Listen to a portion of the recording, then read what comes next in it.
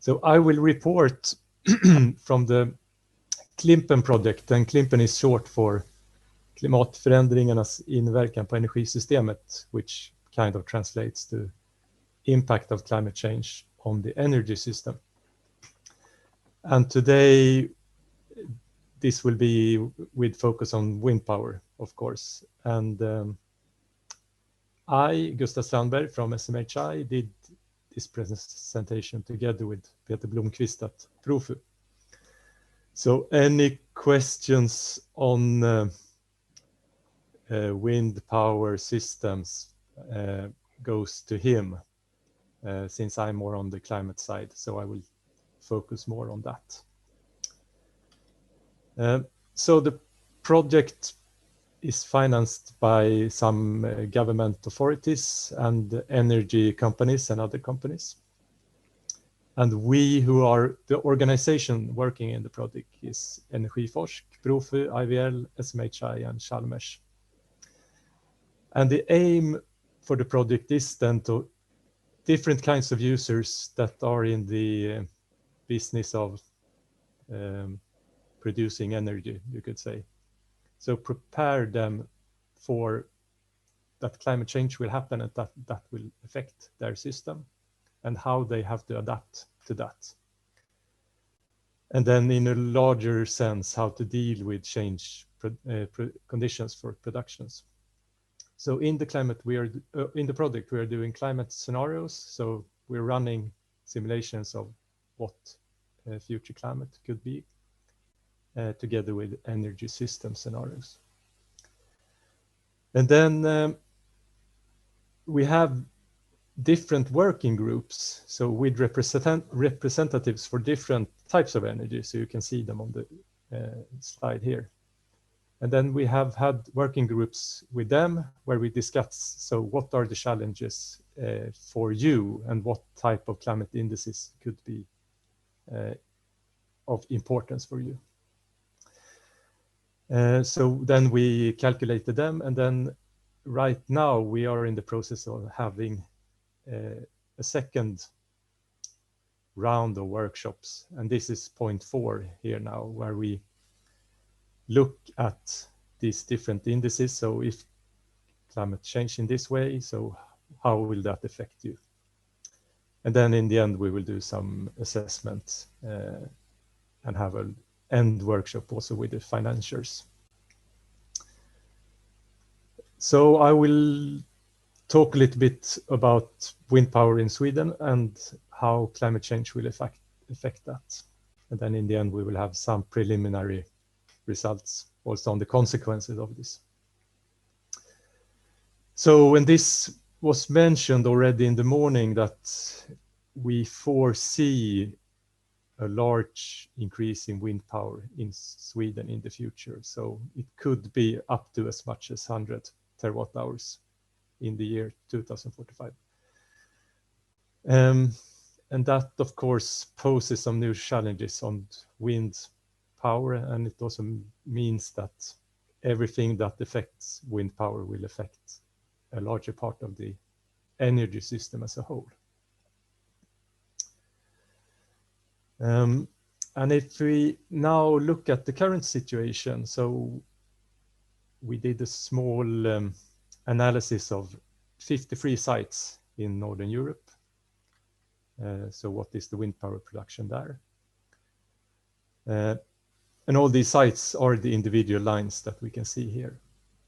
And we can see that at the single point, we have a large variation. So we have days with no wind and days with good winds.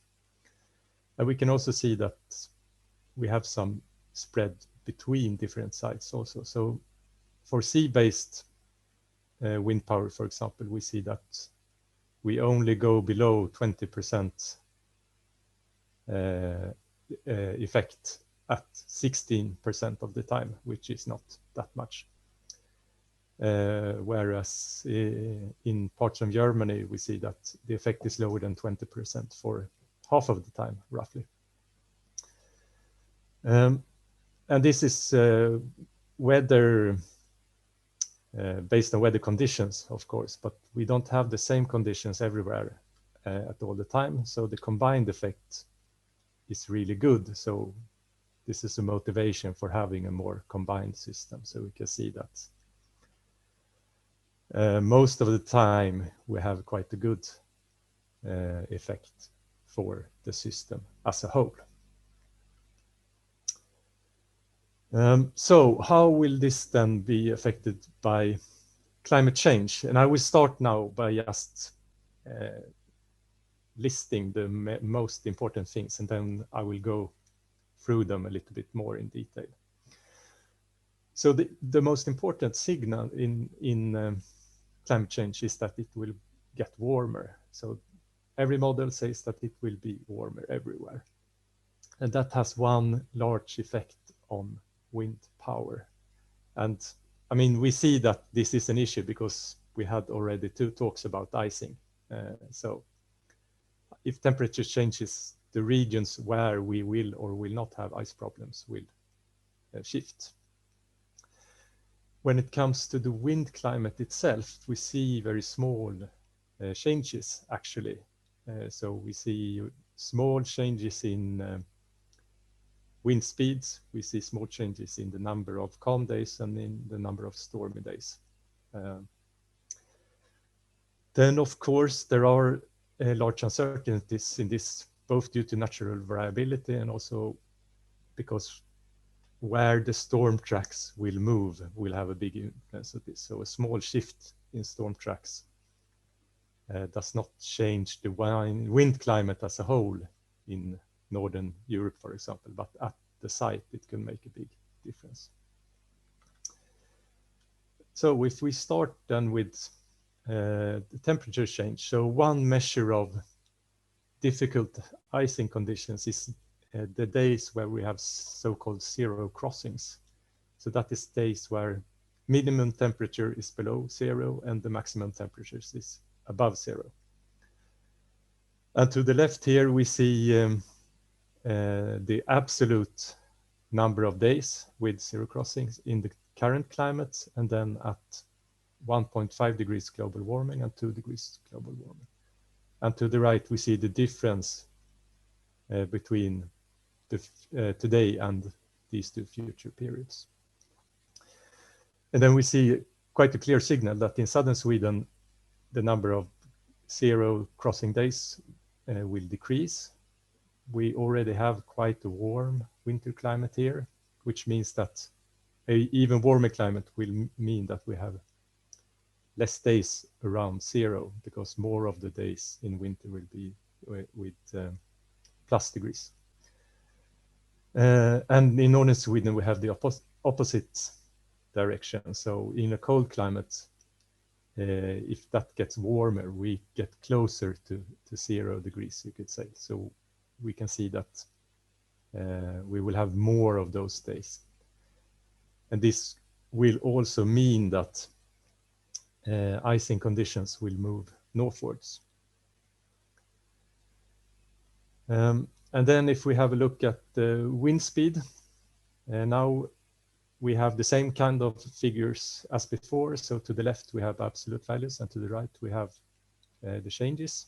And now we look at the 975 hectopascal level, which corresponds roughly to 300 meters, and 925 hectopascal, which is roughly 500 meters. So this is above hub height, but we don't save data on all levels. So this is what we got. But you can see here that the changes in wind speed is 0.0 something. So this is really, really small. So it's 0.1% of the absolute values. And the same goes for the number of calm days. So you can see that even though there is a spread within Europe, we see that the changes are really small. So it's in most regions, the change is less than 1 day. So you could hardly say that it's significant. And also the consecutive calm days, so the days in a row with calm conditions, we have kind of the same, very small changes. And then air density is also important for production of wind power. Air density will decrease because it gets warmer. So we have just because of that. But even if climate change of 3 degrees is quite a lot, it's very small compared to the difference between summer and winter, which could be 20, 30, 40 degrees. So these small changes in air density that we see is small, very small compared to the annual cycle. So the question if it is really something that has an importance. And then in the project, we identified different effects that could have an impact on wind energy production. I would not go through them all, but you can see them here in the list. So it could be just production, it could be loss of effect due to different reasons, or it could be ice on the rotor blades and so on. And then we try to identify the most relevant climate index for this, and we looked at them. And then within the workshop we had with the user groups, we tried to place all these different effects in a diagram like this. This in Swedish, I'm afraid it was a little bit difficult to translate everything, but on the y-axis we have the likelihood that the climate change occurs. So for example, it's really likely that it will get warmer. And on the x-axis we have the likelihood of that consequence is important. And then depending on where you end up here, you can see that we have act. So we have a likelihood that it's likely that it will happen, and it's likely that the consequence is important. So icing on rotor blades is one such thing. And then in the prepare boxes here, then it's something that it could be likely that climate change happens, but it's not likely that the consequence is important, or in the other way around, it could have a large importance, but it's not that likely that it will happen.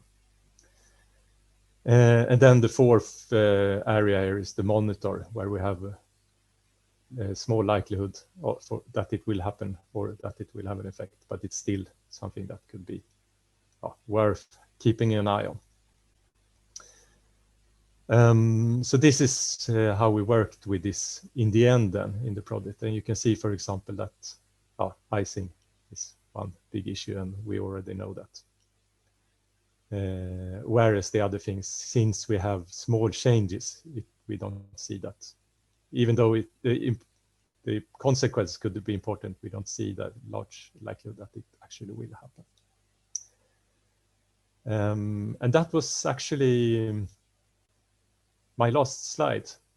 Maybe I rushed it through a little bit because of time, but I hope you got something out of it anyway. So maybe we will have some time for questions also.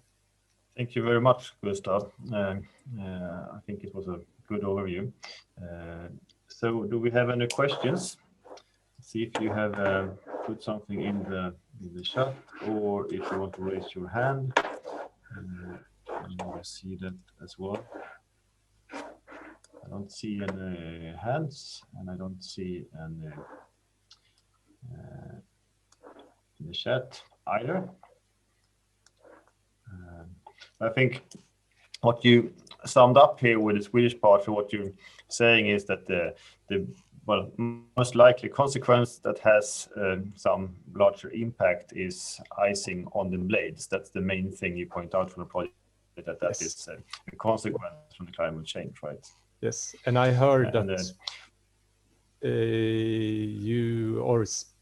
that it's already seen that there are icing problems in new regions in the north where you maybe didn't have that before. So okay, climate change is already happening. So this is a trend that will continue in the future.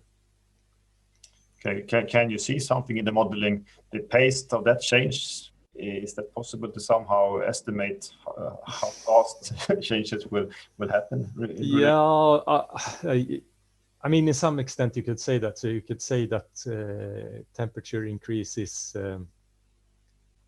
so many degrees per decade.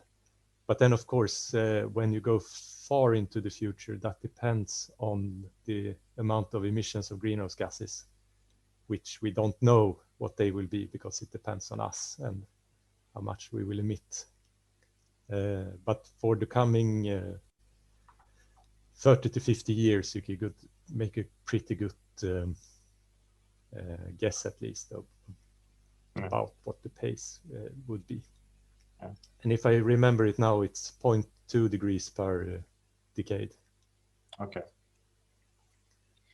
So it's not so much in temperature itself, but it has an influence on the ice that will then have an effect on the wind. Yes, and then it's a large difference between global warming and the temperature increase in Sweden, because temperature increases faster here. So 1 degree global warming could well be 2 degrees in Sweden, and even more in winter. Okay, yeah.